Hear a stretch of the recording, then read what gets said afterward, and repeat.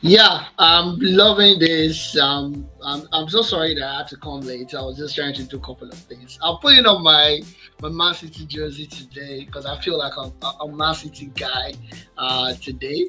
And it's still the show. The show must go on. It's Newsinstanta Sport, of course, and of course on the Band Radio Scope on our YouTube channel, on Apple Podcasts, and anywhere else where you can think of. I don't have the gang with me today, so it's going to be me, myself, and I today talking sports with you guys. Of course, so many things to talk about realistically. We have the review of the UEFA Champions League that happened over the course of the week. We have the Premier League as well. We have a little bit of surprises here and there in the La Liga. In the Serie A, of course. The guys in La Liga are showing who the real bosses are, and they are doing their thing. Barcelona right on top right now. So a lot of things and a host of things to be spoken about today. But we'll start with the Champions League. Review a couple of games. I'm not going to take so much of your time today. We're starting very late, as a matter of fact. So I'm not going to take so much of your time. We're going to just talk about a couple of the games that happened in the course of the week. And we're going to start with a game between Arsenal and PSG. This is supposed to be the star game of the midweek.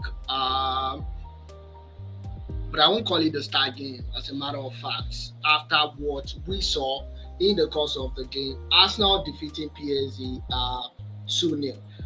But of course, something that is notable and that must be spoken about is the fact that the way Arsenal go about the defensive business, the issues in their defense is getting crazier by the day. And honestly, as a non-Arsenal fan, people should actually be scared of these guys. Like, what is really happening with you guys? The way the transition, the way they go about their games, the way they defend, it's something to give a little bit of thought to. Um, Without and the depth in the defense too is something that needs to be spoken about. You look at it, you're like, okay, they are missing someone like Ben White on the night.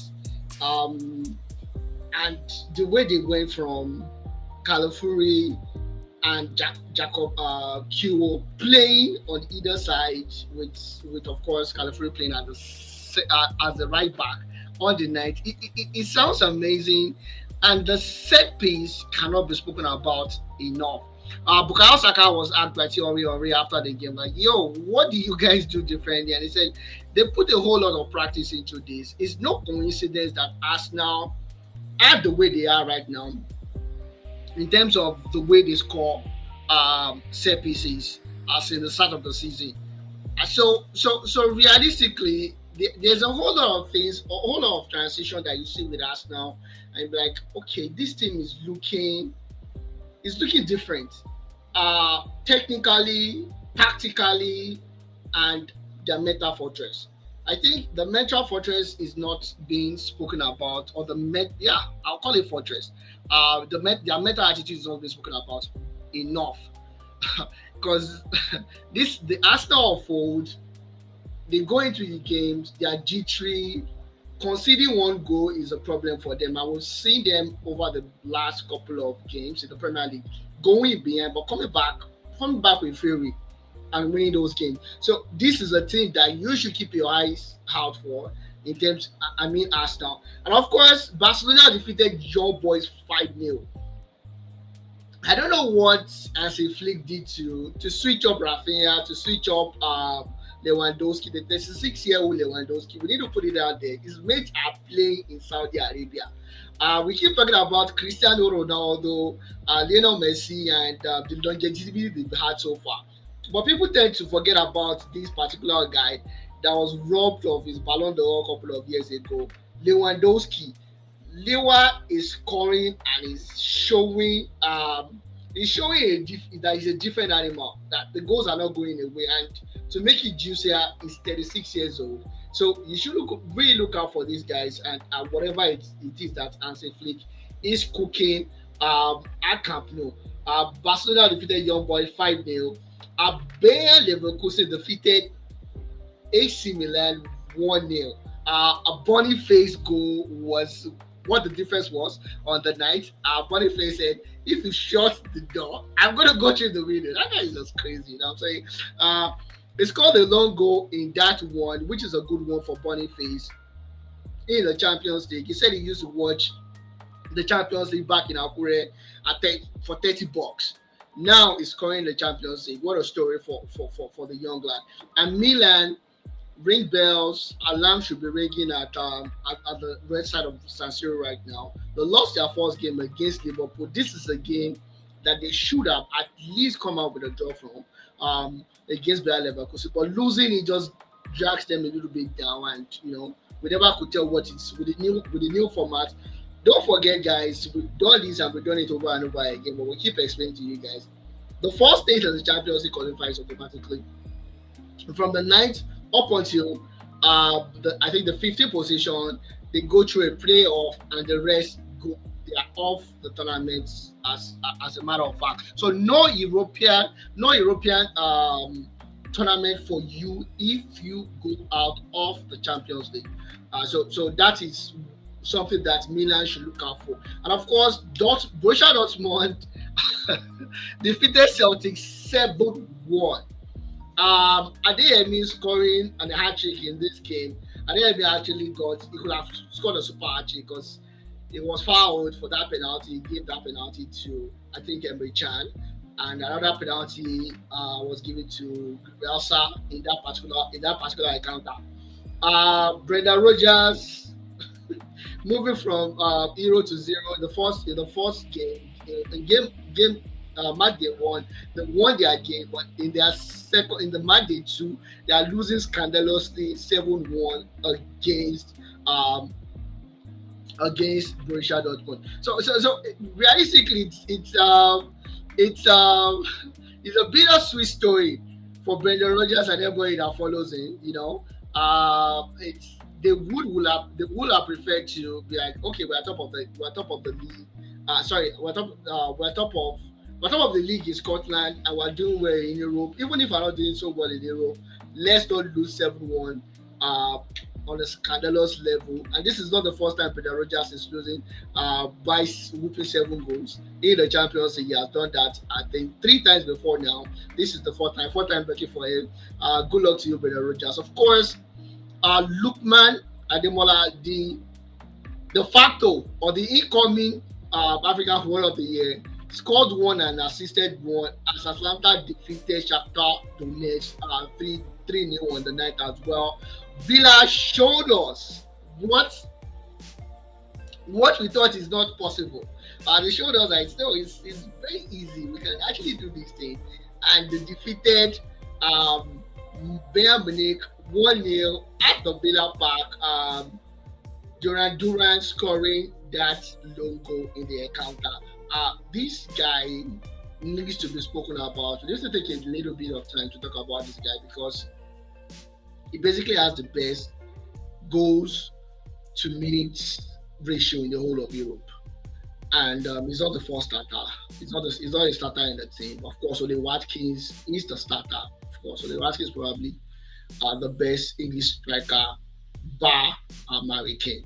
So this guy comes in maybe 75th, 65th minute, but each time he comes on, he scores. And that goal that he scored against Maranoia, the legend Maranoia, was a great goal because he saw him. He said he did not see him. Yeah, this is what he said. He said he did not see him come off his line. He just figured that out. Maranoia was going to be off his line, and he did that wonderful job to get the game going, and they won 1-0 against Bayern Munich. Bayern tried a late rally trying to get a goal back, but they could not. And here we are today talking about an emphatic win for Villa against Bayern Munich. Of course, Real Madrid lost in France against Lille. The Canadian homeboy Jonathan David scoring the long goal by the penalty after that Camavinga mistake. Because I'll say it's a mistake. He was also it's rudimental, and that's how you acknowledge the fact that Kama is still a young guy learning the trade. Of course, Liverpool were lucky Don't let the scoreline fool you. They were lucky to get away with a 2-0 victory against Bologna. Bologna ordinarily, on a normal day, would have won that game emphatically, but luck shined on Liverpool and they won 2-0. Mo Salah scoring that wonderful goal. Um, for them as well. Mo Salah is just his stock is going up. He's 32 years old right now. Mo Salah's contract ends at the end of the season, at the end of the current season, alongside with Virgil van Dijk. Trent Alexander has 2 years left. So by the end of summer, Arnold will be on 1 year left, and you're looking at it like, what's the next move for Mo Salah? Feelers that we're getting on Newsinstanta is the fact that PSG is trying their best to get Mo Salah right now at the end of the season to be their I don't even know. I don't know what to call it. They had Messi before, so I won't call it a missing piece jigsaw. But of course, to get him on their payroll, whether he could give them that elusive Champions League that I think they would never win. I think so because of the structure, and of course, RB Leipzig lost against Juventus 2-3 on the night. Juventus needed to come back from 2 goals down, made it 2-1, and of course, I think Conceição, the young lad, scored the winner in this game after getting a red card as well. It needs to be put out there. They got a red card.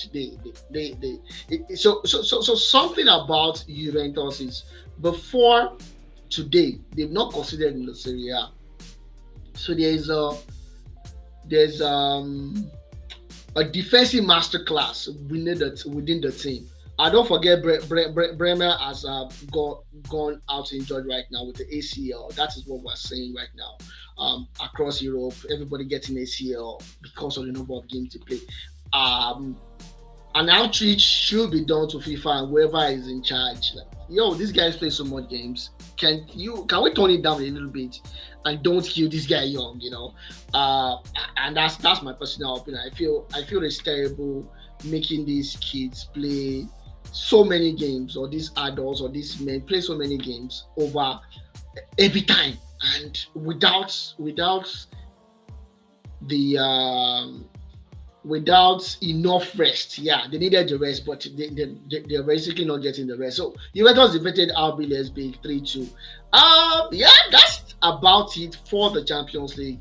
I want to mention would be the Europa League game between Manchester United and Porto, where Manchester United came back to draw, to snatch a draw off the jaws of defeat. 3-3 ended in fire away Porto for Manchester United, and they're lucky to get it. They put in the work, went 2-0 up, and Porto came back. Samuel Moridion scoring 2 of those goals. Um, two goals out of the 3 goals for Porto. Came back 2-2 before the end of the first half. Came back to go ahead 3-2, and Manchester United took over the game after it was 3-2, and they were pouring until Harvey Maguire scored that late equalizer to help Argentina keep his job. And a little bit of fun, fun is the fact that Patrice Evra said in the course of the week, at the start of the week, say, this guy Ten Hag is going nowhere. Whenever there is should I say whenever there is his job is on the line, this guy somehow just gets the job. He just gets the job done.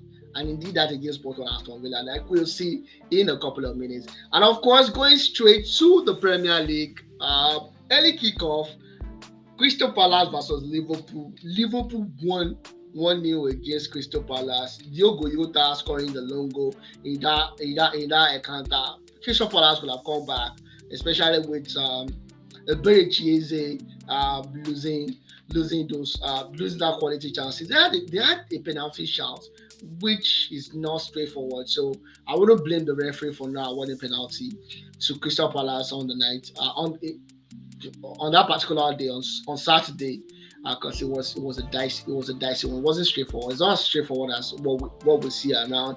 Of course, Arsenal, like I said, building their mental fortress, defeated Southampton after going 1-0 down. To an actual goal. They came back to score 3 goals. The third goal is a gift. just like the one they had against Leicester City. The scoreline might actually fool you and be like, oh, maybe it wasn't that bad. But I don't know. I'm not totally convinced with them, but I think their reaction to games just says a whole lot about whatever it is that Arteta is cooking at the Emirates Stadium. Brentford defeated Wolverhampton Wanderers 5-3 at home. Um, Manchester City were lucky to snatch a 3-2 victory against Fulham. And this game could easily have ended a 3-3 draw. Amanda Traore was the culprit for Fulham on this day. He could have scored that wonderful opportunity that he had towards the end of the game, but he did not, and the game ended 3-2 in favor of City. So City still remains second on the log table right now. Arsenal third, Liverpool firmly in the first running. And people keep asking me, is it safe to say we have Anslot ball right now? I don't see the Gegen pressing of the UN club. I don't see. I don't see. So it's a little bit too early to say we have an Anslot football right now, but Liverpool is cooking something, and when it's done, it's going to be a long journey for every challenger of Liverpool in the Premier League. I can promise you that. West Ham United defeated relegation favourite Ipswich Town 4-1, of course. On Sunday, Aston Villa and Manchester United played out a 0-0 draw. Like I said, this guy just knows how to keep his job. Basically, that's what he knows how to do best. Keeps his job when it looks like as if it's going to be off. It's going to be sacked. He just comes up with something dramatic and makes it joyful for the Manchester United. No, not Manchester United, for the oppositions, because everybody wants ETA to stay. As a matter of fact, unless you're United supporter. United supporters don't want him, but everybody else wants him. You don't want an extra challenger. If you're a Manchester City fan, for instance, you'll be so glad that ETG is staying because, for crying out loud, they are 14th on the log after 7 games. That's woeful and enough to warrant a sack. Let me know in the comment section what you think. Do you think ETH should be sacked right away? Honestly, if you ask me, I feel it should be sacked. And come on, is Wood Van Nistelrooy going to do worse? That's the main question. Is Van Nistelrooy going to do worse? We saw what Van Nistelrooy did at PSV. I don't think it's going to be worse. It's 3 years since he came. He has won 2 trophies that makes us feel, he's not doing so badly, but he is actually doing badly. I saw something on Twitter where they were actually comparing Mikel Arteta with ETH. ETH has spent 3 years. This is 1 year. And every year it seems to be worse. It seems to be getting worse. First year was quite enjoyable for us. It was enjoyable. We loved the first year. Like, okay, this year looks like it could be improvement. There's a writing in the wall. There's a light at the end of the tunnel. But second season was worse. Don't let's be deceived that they are the Europa League. They're only in the Europa League because they won the FA Cup, right? And this season you expected an improvement. Defensively, maybe they've improved defensively, but I'm not totally convinced that there's a pattern at Old Trafford. He has been unlucky with a couple of the players getting injured. I strongly believe someone like Mason Mount is very key to the way he wants to play, and not having Mason Mount is actually someone Ibukole Agotala said it's going to be gone soon. It should be sacked poorly with the league games. I totally agree with you. He has been poor, so I think he should be sacked as well. And Rudy Van Nistelrooy should take over the mantle at Manchester United. I don't see any way out of that. I think Van Nistelrooy cannot do as poorly as can't do worse. Maybe not. Maybe Van Nistelrooy is not going to change, and there's a huge dramatical change at Manchester United. But of course, it can't be worse. That's the truth. It can't be worse. 14th position after 7 games or 8 games. It's not acceptable for a team of Manchester United caliber. And of course, Chelsea played a 1-1 draw against Nottingham Forest. We see a goalkeeping masterclass in this match. Wave and wave and wave of saves, both by Sanchez and Sales. It was amazing. It felt unreal. It felt surreal to me, especially the Ukuku save, the Forest save, and I believe there was another save that Sanchez made towards the end of the game. As a matter of fact, Nottingham Forest got a red card in this game while Prowse was falling down, and he held the ball just to protect Jackson going one on one with the goalkeeper. And I can tell you one thing is the fact that Nottingham Forest, notwithstanding the fact that they had a red card, will feel hard done by with the result of this game. I know it's crazy. This game happened at Stamford Bridge. Nottingham Forest went toe to toe with Chelsea in terms of goals, creations, chances creations, and the movement of the ball. It was a beautiful, beautiful day, and the goalkeepers should be rated highly for this particular game. Um, because they said Chelsea's goal was awesome. I I honestly think the Madrid goal. I wouldn't call it awesome. I feel it was lapse of concentration on the side of the defenders. It should have been closed down a little bit earlier. Maybe they would have changed a whole lot of things. But Chelsea actually did well in this game, but Nottingham Forest did better, as a matter of fact. And of course, Brighton came back to win against Tottenham Hotspur. And people were like, "It's pause. What do you expect?" The lost 3-2 against Brighton after defeating Manchester United. We thought they were going on a high trajectory, but looks like they are not going on any high trajectory right now because they lost against Brighton. Brighton should be noted that they played top top games. They played against Arsenal, they played against Manchester United, they played against Chelsea in the course of the season, and now Spurs, and they have where they are right now, which is a respectable level on the table. The 31-year-old manager is doing pretty well. Brighton on six position. That is whooping eight positions above Manchester United. Above Newcastle, above Fulham, above Tottenham Hotspur. So the 31-year-old coach is actually cooking something at Brighton right now. And of course, I can't agree less with you. They did better than Chelsea, if you ask me, and that's my opinion. But of course, my boy Kopama, that boy is terrific. I think I need to start singing his praise every weekend right now, so people will understand who Kopama is in case you don't know it. Of course, in the La Liga, Madrid scored two wonderful goals to defeat Villarreal 2-0. First goal by Valverde, off for corner to get that shot in. A wicked deflection, but at the same time was a wonderful goal.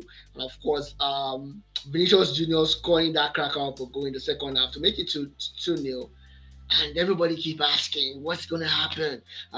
Killing Mbappe on the left hand side. Vini wants to play on the left hand side.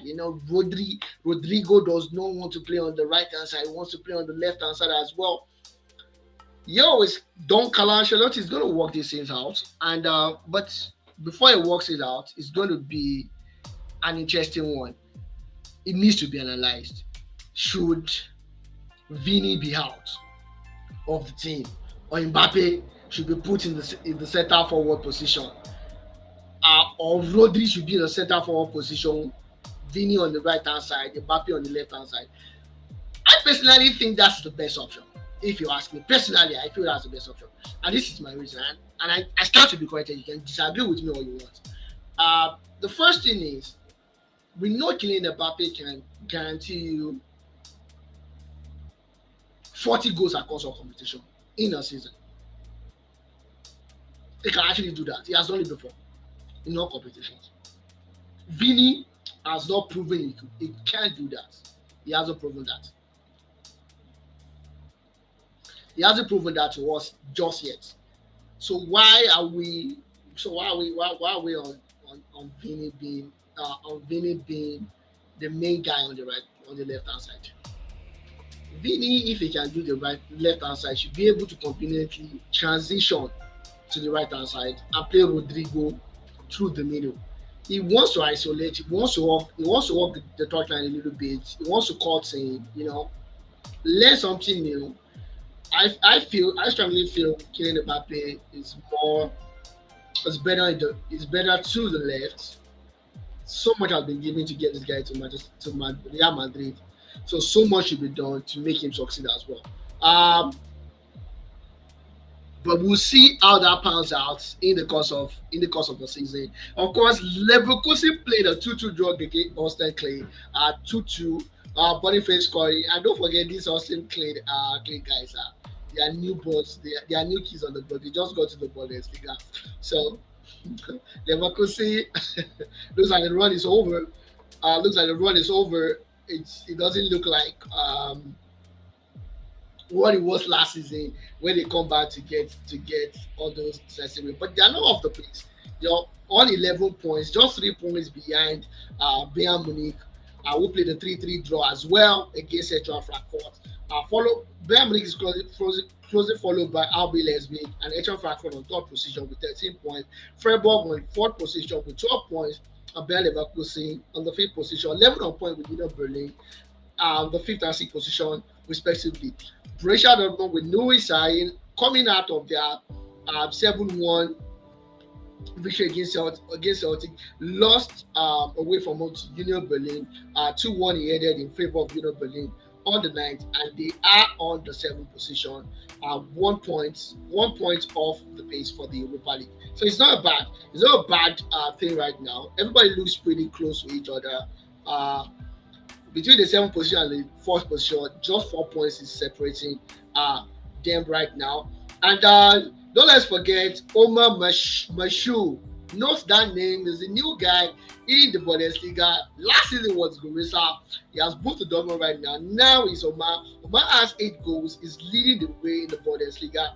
That's the highest goal scorer. Closely followed by Jonathan Bukat with 5 goals. Ahmedi Dimirov. Dimirov is on 5 goals as well. Harry Kane and Boniface are on 5 and 4 goals respectively. Assists, Harry Kane is leading all the way with five assists. Mohamed Amoura with 4 assists. Oman with 4 assists, while Brandt and Karim Adeyemi are on 3 assists, respectively. So it's still looking good. It's looking like a competition right now in the Bundesliga. At least let's have a competition like we had last season. And of course, before we go on the show tonight, it's gonna be the game in the Serie A. Oh, sorry. Barcelona won their game as well, while Atletico Madrid that I've been rooting for some strange reason played a 1-1 draw against Real Sociedad, with Julian Alvarez scoring the first goal, while Sushik got the equalizer on the 84th minute. At the 84th minute for Real Sociedad. That's a dagger to the heart. And I'm not liking what I'm saying right now. I expected Atletico Madrid to be doing a whole lot better than this. They are 7 points off the pace right now, 7 points behind Barcelona, who leads the way with 24 points. Premier League, okay, they play 7 games in Premier League, and of course in the Serie A, Inter Milan defeated Torino 3-2. Marcos Thuram scoring a hat-trick in that game. The last goal was great with that wonderful header.